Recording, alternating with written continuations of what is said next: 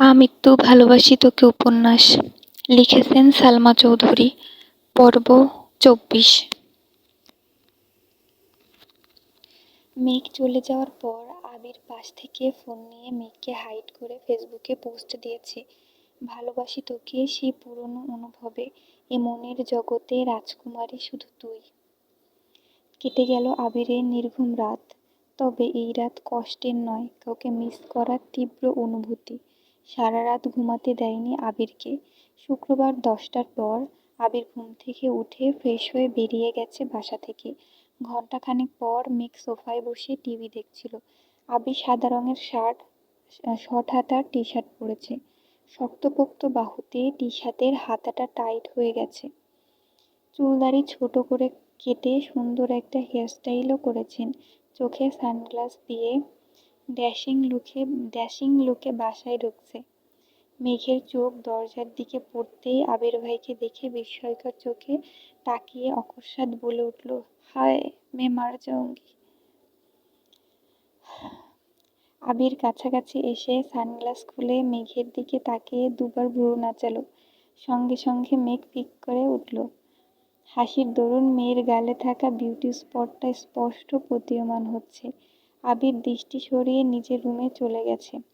আবির ভাইকে দেখার পর আর টিভি দেখতেও ইচ্ছে হচ্ছে না মেঘের। তারপরও কিছুক্ষণ টিভির দিকে চেয়ে রইল।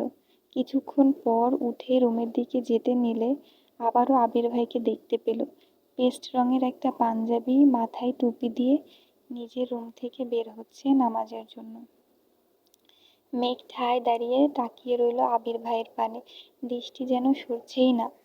আবির মেঘের কাছাকাছি এসে মেঘের চোখের দিকে তাকিয়ে থমথমে কণ্ঠে শুধালো, এখন ভালো লাগছে তো? মেঘ উপর নিচ মাথা নেড়ে চিবুক নামিয়ে বিড়বিড় করে বলল, ফিদাহ। মেঘ বিড়বিড় করে বললেও আবির শব্দটা স্পষ্ট শুনেছে। আবির মুচকি হেসে সহসা স্বাভাবিক কণ্ঠে বলল, আমার রুমের টেবিলের উপর তোর জন্য গিফট রাখা আছে, দেখিস পছন্দ হয় কিনা। আবির দীর্ঘ পায়ে সিঁড়ি দিয়ে নেমে বেরিয়ে যাচ্ছে। মেইন গেট পেরিয়ে অষ্টাদশী অপলক দৃষ্টিতে তাকিয়ে আছে রাজপুত্রের গমনপথে। অধরের কোণে মৃদু হাসিটা এখনো লেগে আছে। কয়েক মুহূর্ত পর আবিরের রুম থেকে নিজের জন্য রাখা গিফটটা নিয়ে নিজের রুমে চলে আসছে। একটা ছোট বক্স, সাথে একটা বড় বক্স, ছোট একটা চিরকুটও আছে। সংকল্প, শক্তি, সাহস এবং আত্মবিশ্বাসের সাথে জীবনের প্রতিটা চ্যালেঞ্জের মুখোমুখি হতে হবে। অনেক অনেক শুভকামনা রইল তোর জন্য। অভিনন্দন ডিয়ার স্প্যারো। কয়েকবার চিরকুটটা পড়ে মেঘ শুধু স্প্যারো লেখাটার দিকে চেয়ে আছে। আসলে এখানে আবির মেঘকে একটি বিশেষ নাম দিয়েছে, এটাই সেটা। আবির ভাই যে স্পেশাল কোনো নামে মেঘকে সম্বোধন করছেন তা দেখেই মেঘ খুশিতে আত্মহারা হয়ে গেছে। ছোট বক্সের র্যাপিং সরাতেই চোখ পড়ল লাল রঙের একটা সুন্দর বক্স। সচরাচর গোল্ডের জিনিসপত্রের ক্ষেত্রে এগুলো বেশি থাকে। বক্স খুলতেই চোখ পড়ল সুন্দর ডিজাইনের একটা গোল্ডের ব্রেসলেট। মেঘ আশ্চর্য নয়নে তাকিয়ে আছে ব্রেসলেটের দিকে। মেঘের সকল অপূর্ণ ইচ্ছে আবির ভাই যেন ধীরে ধীরে পূরণ করেই যাচ্ছে। আইফোন, ল্যাপটপ, নূপুর, বাইকে ঘোরা থেকে শুরু করে ছোট বড় কত কত ইচ্ছে পূরণ করতেই যেন মেঘের জীবনে আবির ভাইয়ের আগমন ঘটেছে। ব্রেসলেট হাতে নিয়ে ঘুরিয়ে ফিরিয়ে দেখছে। ফোন নিয়ে কয়েকটা ছবিও তুলেছে। তারপর বড় বক্সটা খুলতে দ্বিতীয়বারের মতো বড়সড় শক খেল। 10 কালারের 2 সেট করে মোট 20 ডর্জন কাচের রেশমি চুড়ি। বক্সে জ্বলজ্বল করছে, সাথে অনেকগুলো আংটি। ইস, এভাবে যদি কেউ গিফট করতো। মেঘ চুড়ির দিকে চেয়ে মনে মনে ভাবছে, যেই মানুষটা আমার সাথে ঠিকমতো কথাই বলেন না, উঠতে বসতে এত রাগ দেখান, থাপ্পড় মারেন, উনি এসব কিছু আমার জন্য এনেছেন। যাকে এতদিন অনুভূতিহীন ভেবে আসছি, উনি আসলে এতটাও অনুভূতিহীন নয়। মেঘ সব কালারের চুড়ি পরে পরে ছবি তুলছে। গতকাল তানভীর একটা ব্র্যান্ডের ঘড়ি দিয়েছিল, সেটা পরেও ছবি তুলেছে।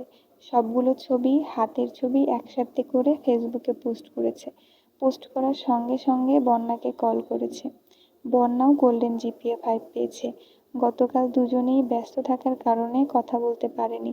বন্যা ফোন রিসিভ করেই বলল, এত গিফট তোরে কে দিল রে? মেঘ সশব্দে হেসে বলল, আমার স্বপ্নের নায়ক। বন্যা কপাল কুঁচকে বলল, আবার ফালতু ব্যাটারি নিয়ে স্বপ্ন দেখছিস? মেঘ ঠোঁট কামড়ে বলল, আমি কি করব, আমার এত ভাল লাগে কেন ওনারে? বন্যা স্বাভাবিক কণ্ঠে বলল, সেসব বাদ দে, চল বিকেলে দেখা করি। পাখি আর মায়াও বলছে বের হবে, অনেকদিন দেখা হয় না ওদের সাথে। রেজাল্টের খুশিতে একটু আড্ডাও দেওয়া যাবে, আসবি? মেঘ একটু ভেবে বলল, ঠিক আছে। আবির নামাজ থেকে এসে সকাল আর দুপুরের খাবার একবারে খেয়ে বেরিয়ে পড়েছে। আবির বের হওয়ার কিছুক্ষণ পরই মেঘ নিচে নেমেছে। হালিমা খানকে জড়িয়ে ধরে আহ্লাদে স্বরে বলছে, আম্মু একটু ঘুরতে যাই। হালিমা খান মেয়ের দিকে না তাকিয়েই বললেন, আমাকে বলছিস কেন? আমি অনুমতি দেওয়ার কে? তোর ভাইরা আছে, বাপ চাচা আছে, তাদের থেকে অনুমতি নিয়ে যা। মেঘ হাসছে আর বলছে, তুমি বললেই হবে, আর কেউ তো বাসায় নেই। বন্যা, পাখি আর মায়াও আসবে। যাই না প্লিজ। হালিমা খান চিন্তিত স্বরে বললেন, যাবি যা, কিন্তু বেশি দূর যাস নে, আর ড্রাইভারকে বল দিয়ে আসতে। মেঘ ঠান্ডা কণ্ঠে বলল, গাড়ি নিয়ে বান্ধবীদের সাথে ঘুরতে যেতে আমার ভালো লাগে না, আমি রিক্সা দিয়ে চলে যাব। হালিমা খান কপাল কুঁচকে বলে উঠলেন, তুইও তো তোর ভাইদের মতোই হইতেছিস, গাড়িতে চলাচল করতে তোদের এত কি সমস্যা বুঝি না। মেঘ সশব্দে হেসে নিজের রুমের দিকে ছুটে গেল। কিছুক্ষণের মধ্যে রেডি হয়ে নিচে নামলো। মায়ের থেকে বিদায় নিয়ে রিক্সা করে চলে গেল গন্তব্যস্থলে। ওরা তিনজন আগে থেকেই চলে এসেছে। ইচ্ছা মতো ফুচকা খেয়ে কাছেই একটা ফাঁকা মাঠে চার বান্ধবী বসেছে আড্ডা দিতে। পড়াশোনা, পরিবারের কথার শেষে প্রেমের টপিক উঠল। পাখির বিয়ে ঠিকঠাক, অ্যাডমিশন টেস্টের পরেই খালাতো ভাইয়ের সাথে বিয়ে। এদিকে মায়েরও বয়ফ্রেন্ড আছে, জগন্নাথ বিশ্ববিদ্যালয়ে পড়ে। তাই মায়া মনে প্রাণে চেষ্টা করছে যেন জগন্নাথ বিশ্ববিদ্যালয়ে চান্স পেতে পারে। ধীরে ধীরে আবির ভাইয়ের কথা উঠল। মেঘ অবলীলায় আবির ভাইয়ের প্রতি নিজের অনুভূতি প্রকাশ করল। সবকিছু শুনে মায়া অকস্মাৎ বলে উঠল, আমার কাছে একটা প্ল্যান আছে। বাকি তিনজনই একসঙ্গে বলে উঠল, কি প্ল্যান? মায়া বলল, আমাদের মধ্যে কারো ফোন থেকে তোর আবির ভাইয়ের নাম্বারে কল দে। একটু ঢং করে কথা বলবি, দেখবি ওনার মনে কি আছে। যদি উনি কাউকে পছন্দ করেন তাহলে সেটা প্রকাশ পাবে, সাথে ওনার ক্যারেক্টার সম্পর্কেও ধারণা হয়ে যাবে। মেঘ প্রথম দিকে রাজি না হলেও ওদের চাপে রাজি হলো। মায়ার নাম্বার থেকেই কল দিল আবির ভাইয়ের নাম্বারে। আবির ভাই চট্টগ্রামে থাকাকালীনই নাম্বারটা সেভ করেছিল মেঘ, কিন্তু কোনোদিন কল দেওয়ার সাহস হয়নি। আজ মায়ার ফোনে আবির ভাইয়ের নাম্বারটা লেখার সময়ই মেঘের হাত কাঁপছিল। ডায়াল করলো আবির ভাইয়ের নাম্বারে। ভয়ে মেঘের হাত পা ঠান্ডা হয়ে আসছে। প্রথমবার রিসিভ হলো না। মায়া আর পাখি মেঘকে সাহস দিল। বন্যা নীরব দর্শক। সে চায় মেঘ ভালো থাকুক, সেটা আবির ভাইয়ের সাথেই হোক বা অন্য কারো সাথে, যে মেঘকে ভালো রাখবে। দ্বিতীয়বার কল দিয়েছে। কয়েকবার রিং হওয়ার পর রিসিভ হলো। লাউড স্পিকার দিয়ে মেঘ রোমান্টিক মুডে ডাক দিল, জান। আবির কপাল কুঁচকে প্রশ্ন করল, কে? মেঘ ঢোক গিলে আহ্লাদী কণ্ঠে বলল, আমি তোমার বউ। আবির মুচকি হেসে উত্তর দিল, হ্যাঁ জান, বলো। মেঘ দাঁতে দাঁত চেপে বৃহত্তর চোখে চাইল বান্ধবীদের দিকে। রাকিব ডেকে উঠল, কি রে আবির, কার সাথে কথা বলিস? আবির উত্তেজিত কণ্ঠে বলল, আমার বউ কল দিছে, ডিস্টার্ব করিস না। মেঘ সহ বাকি তিনজনই হাঁ করে চেয়ে আছে। মায়া কল মিউট করে মেঘকে কানে কানে কি বলছে আনমিউট করে মেঘ স্বাভাবিক কণ্ঠে বলল, আই মিস ইউ জান। আবির নিঃশব্দে হেসে উত্তর দিল, আই মিস ইউ টু জান। কোথায় আছো বলো, আমি এখনই আসছি। আবিরের মুখে এমন কথা শুনে মেঘ তাজ্জব বনে গেল। নিঃশ্বাস যেন গলায় আটকে যাচ্ছে, শরীর ঘামতে শুরু করেছে। নিজের কানকে বিশ্বাস করতে পারছে না। প্রেমিকা সুলভ মনে এক মুহূর্তেই আঁধার নেমেছে। চেনা নেই, জানা নেই, আননোন নাম্বারের কোনো মেয়ের সাথে আবির ভাই এভাবে কথা বলবেন, সেটা মেঘ ভাবতেই পারছে না। মেঘ এক হাতে মাথা চেপে ধরেছে। আবির পুনরায় প্রশ্ন করল, কি হলো, কথা বের হচ্ছে না গলা দিয়ে? মায়া আর পাখির ঠেলায় মেঘ ধীর কণ্ঠে শুধু বলল, কিছু না। আবির এবার স্বভাবসুলভ গম্ভীর কণ্ঠে প্রশ্ন করল, কোথায় বসে বাদরামি করা হচ্ছে শুনি? আবির ভাইয়ের প্রশ্নে মেঘ আরো বেশি আশ্চর্যান্বিত হলো। কয়েক মুহূর্ত নীরব থেকে কাঁপা কাঁপা কণ্ঠে বলল, মানে? আবির কণ্ঠ দ্বিগুণ ভারী করে জবাব দিল, বাসা থেকে একা বের হয়েছিস, একবার জানানোর প্রয়োজন মনে করলি না? এত বড় হয়ে গেছিস? মেঘের চোখ কোটর থেকে বেরিয়ে আসার অবস্থা হলো, শুধু দীর্ঘশ্বাস ফেলছে। এভাবে আবির ভাইয়ের কাছে ধরা পড়ে যাবে এটা ভাবতেও পারেনি। লাউডস্পিকার অফ করে ফোন কানে ধরছে। মেঘকে নিশ্চুপ থাকতে দেখে আবির নিরেট কণ্ঠে বলল, যেখানে নিঃশ্বাসের শব্দে আমি তোর অস্তিত্ব উপলব্ধি করতে পারি, সেখানে তোর কণ্ঠ আমি চিনব না? ভাবলি কিভাবে? মেঘ পাথরের ন্যায় বসে আছে। আবির ভাই কি বলছে তার কিছুই মাথায় ঢুকছে না। সে যে ধরা পড়ে গেছে এটা ভেবেই লজ্জায় মরে যেতে ইচ্ছে করছে। আবির ভাই কি না কি ভাববে। থাপ্পড়ই না দিয়ে বসেন আবার। থাপ্পড়ের কথা মনে পড়তেই সঙ্গে সঙ্গে গালে হাত দিল মেঘ। আবির পুনরায় প্রশ্ন করলো, কোথায় আছিস? মেঘ তখনও গালে হাত দিয়ে নিস্তব্ধ হয়েই বসে আছে। আবির রাগান্বিত স্বরে বলে উঠল, কি হলো বল? মেঘের গলা কাঁপছে, কোনো রকমে জায়গার নামটা শুধু বলল। আবির স্বাভাবিক কণ্ঠে জানালো, আমি কিছুক্ষণের মধ্যেই আসছি, বলেই কলটা কেটে দিল। আবির ভাই কল কাটতেই অষ্টাদশী আকাশের পানে চেয়ে বড় করে দীর্ঘশ্বাস ছেড়ে বলল, আল্লাহ বাঁচাও আমায়, আর জীবনে এমন কাণ্ড করব না, এবারের মতো বাঁচিয়ে নাও। বন্যা চিন্তিত স্বরে শোধালো, কি হয়েছে, বকা দিছে? পাখি আর মায়াও অবুঝের মতো চেয়ে আছে। মেঘ এপাশ ওপাশ মাথা নেড়ে জানালো, কিছুক্ষণের মধ্যে আসবে, দোয়া কর যাতে মার না খাই। এই কথা শুনে পাখি, মায়া আর বন্যাও ততস্থ হয়ে গেছে। সবাই চিন্তায় পড়ে গেছে। ফাজলামো করতে গিয়ে এইভাবে সিরিয়াস হয়ে যাবে ভাবতে পারেনি। কিছুক্ষণের মধ্যেই একটা বাইক এসে থামলো রাস্তার পাশে। সেই নামাজের সময় পরা পাঞ্জাবিটা দেখেই মেঘ চিনতে পারল। মেঘ সেদিকে চেয়ে দাঁতে দাঁত চেপে ভয়ে ভয়ে বলল, আবির ভাই। বাকি তিনজনের নজর পড়ল সেদিকে। আবির বাইক থেকে নেমে বাইকের সাথে হেলান দিয়ে দাঁড়িয়ে হেলমেট খুলছে। বন্যা আবির ভাইকে আগে আগে দেখলেও পাখি আর মায়া আগে দেখেনি। মায়া উত্তেজিত কণ্ঠে বলল, উনি কি আবির ভাই? বন্যা জবাব দিল, হ্যাঁ। মায়া পুনরায় বলল, আল্লাহ কি হ্যান্ডসাম, মাশাআল্লাহ। এত কিউট জানলে আমিই কথা বলতাম, পটিয়ে আমার করে নিতাম। মেঘ রাগান্বিত স্বরে বলে উঠল, আমার আবির ভাইয়ের দিকে কেউ নজর দিবি না বলে দিলাম। কথাটা বলেই মায়ার ফোন নিয়ে সেখান থেকে আবির ভাইয়ের নাম্বারটা ডিলিট করে ফোন রেখে নিজের পার্স নিয়ে রাগে ফুঁসতে ফুঁসতে উঠে চলে গেছে। মেঘের এমন কাণ্ডে পাখি আর মায়া দুজনই হাসছে, কিন্তু বন্যা স্তব্ধ হয়ে চেয়ে আছে মেঘের দিকে। আবির ভাইয়া কিভাবে রিয়্যাক্ট করবেন সেটা দেখতে ব্যস্ত বন্যা। মেঘ আবিরের কাছাকাছি আসতেই আবির তীক্ষ্ণ দৃষ্টিতে মেঘের দিকে চাইল। ক্রোধিত মুখশ্রী দেখে আবির কপাল গুটালো। মেঘের সরু নাকের ডগা ফুলে উঠেছে, ঘামে চিকচিক করছে মুখ, সাথে লাল হয়ে আছে দুগাল। মেঘ কাছাকাছি আসতেই আবির ঠান্ডা কণ্ঠে শুধালো, রাগ উঠেছে কেন? আরো আড্ডা দিলে যা, আমি ওয়েট করছি, সমস্যা নেই। মেঘ রাগেই ফুঁসতে ফুঁসতে উত্তর দিল, আড্ডা দেব না, চলে যাব। আবির চিন্তিত স্বরে বলল, কি হয়েছে, কে কি বলছে? মেঘ মনে মনে বলছে, আপনার উপর কারো নজর আমি সহ্য করতে পারবো না। আবির ঠান্ডা কণ্ঠে শুধালো, চলে যাবি? মেঘ উপর নিচে মাথা নাড়ল। আবির নিজের হেলমেটটা মেঘকে নিজের হাতে পরিয়ে দিচ্ছে। মেঘ ভ্রু কুঁচকে আবির ভাইয়ের দিকে চেয়ে প্রশ্ন করল, এটা তো আপনার হেলমেট, আমায় দিচ্ছেন যে? আবির ভারী কণ্ঠে উত্তর দিল, রাকিবের হেলমেট নিয়ে আসছি, আমি ওইটা পরবো। এই দৃশ্য তিন বান্ধবী অবাক চোখে দেখছে।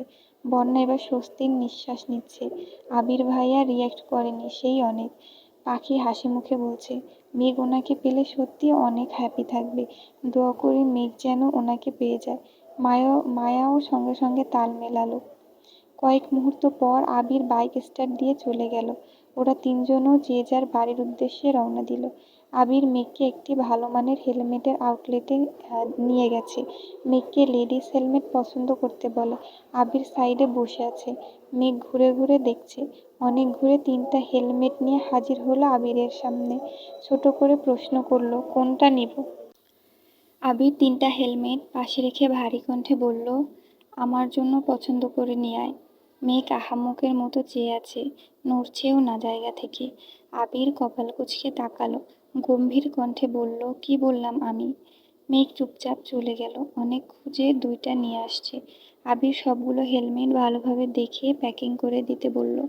মেঘ বিস্ময় চোখে চেয়ে কোমল কণ্ঠে বলল, এত হেলমেট নিয়ে কি করবেন? হেলমেট তো একটা হলেই হয়। আবির চোখ রাঙিয়ে মেঘের দিকে চাইল। মেঘ সঙ্গে সঙ্গে চিবুক নামালো গলায়। মনে পড়ে গেল হিজাব কেনার ঘটনা। মনে মনে বলছে, কি মানুষ রে বাবা! আমি কনফিউজড হয়ে ওনার কাছে এসেছি, আর উনি পছন্দ না করেই সবগুলোই নিয়ে নিলেন। আমি যদি জানতাম উনি 5টাই নিয়ে নেবেন, তাহলে আমি 2টা হেলমেটই বেছে নিয়ে আসতাম। হেলমেট কিনে বের হয়ে আবির ভারী কণ্ঠে শুধালো, কাচ্চি খাবি? মেঘ স্বাভাবিক কণ্ঠে উত্তর দিল, হাবিজাবি অনেক কিছু খেয়েছি, এখন আর কিছু খেতে ইচ্ছে করছে না। আবিরও আর কথা বাড়ালো না। মেঘকে বাসার সামনে নামিয়ে নিজের মতো চলে গেছে। মেঘ হেলমেটগুলো আবির ভাইয়ের রুমে রেখে নিজের রুমে এসে রেস্ট নিয়ে পড়তে বসেছে। বেশ কিছুদিন চলে গেছে। মেঘের পড়াশোনার চাপ বেড়েছে। বিভিন্ন বিশ্ববিদ্যালয়ের আবেদন ছাড়ছে। ভর্তি পরীক্ষা ঘনিয়ে আসছে। পড়াশোনার ব্যস্ততার মাঝেও রোজ নিয়ম করে আবির ভাই অফিসে যাওয়ার সময় এবং রাতে ফেরার সময় ব্যালকনিতে দাঁড়িয়ে দেখে আবিরও অফিসের কাজে ব্যস্ত হয়ে পড়েছে। চারিদিক সামলাতে যথারীতি হিমশিম খাচ্ছে। একদিন মেঘের কাচ্চি খেতে খুব ইচ্ছে করছে। তানভীর ভাইয়া নির্বাচনের কাজে ব্যস্ত, তাই ফোন দিতে সাহস হচ্ছে না। মিমের কাছে গিয়ে বলাতে মিম সঙ্গে সঙ্গে বলে উঠল, ভাইয়াকে বলো নিয়ে আসতে। মেঘ ঢোক গিলে বলল, আমি বলতে পারবো না, তুই কল দিয়ে বল। মিম ভয়ে ভয়ে জানালো, আমি বলবো। মিম টেলিফোন থেকে আবিরকে কল দিল। আবির রিসিভ করতে মিম বলল, আসসালামু আলাইকুম ভাইয়া। আবির স্বাভাবিক কণ্ঠে উত্তর দিল, ওয়ালাইকুম আসসালাম। কিছু বলবি?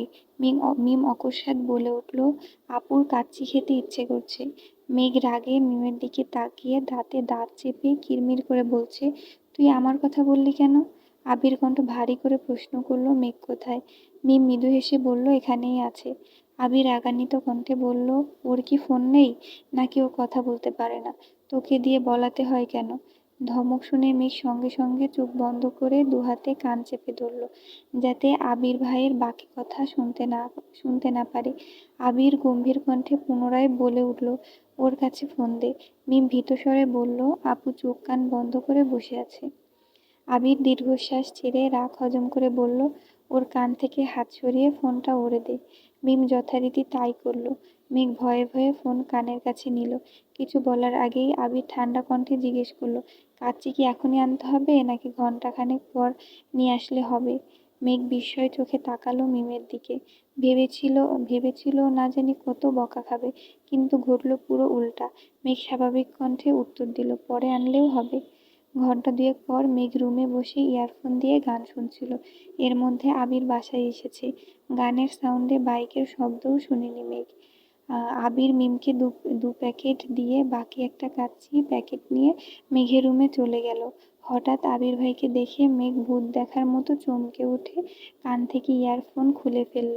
আবির কাচ্চির প্যাকেট মেঘকে দিয়ে শক্ত কণ্ঠে বলল, তোর ফোনটা দে। আগের 1 থেকে 10 পর্ব একসাথে করে এই ইউটিউব চ্যানেলে আপলোড করে দেওয়া আছে, যদি কারো ইচ্ছা হয় দেখতে পারেন।